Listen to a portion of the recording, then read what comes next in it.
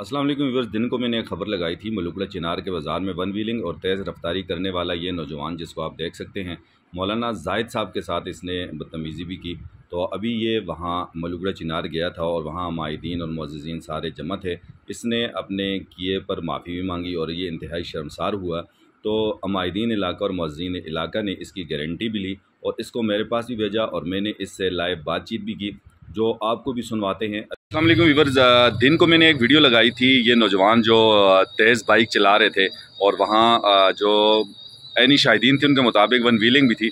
तो ये गए थे, उनके पास भी माजरत की है, ये यहाँ भी मेरे पास भी आए हैं, तो इनकी बात इनसे सुनते हैं इन्हीं की ज़ुबानी। अस्सलाम वालेकुम।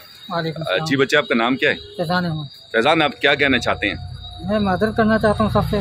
बाइक तेज चला रहा था, व्हीलिंग नहीं कर रहा था, बाइक तेज चला रहा था। यानी आपको गलती का एहसास हो गया, आइंदा इंशाल्लाह नहीं चलाएंगे तेज। ठीक है, देखें बड़ा इंसान वही होता है जो अपनी गलती को तस्लीम कर ले। बहैसियत इंसान, हम भी इंसान हैं, हमसे भी गलती हो सकती है, तो सबसे गलती होती है। बड़ी बात यह है कि आपने अपनी गलती एडमिट कर ली, तस्लीम कर ली।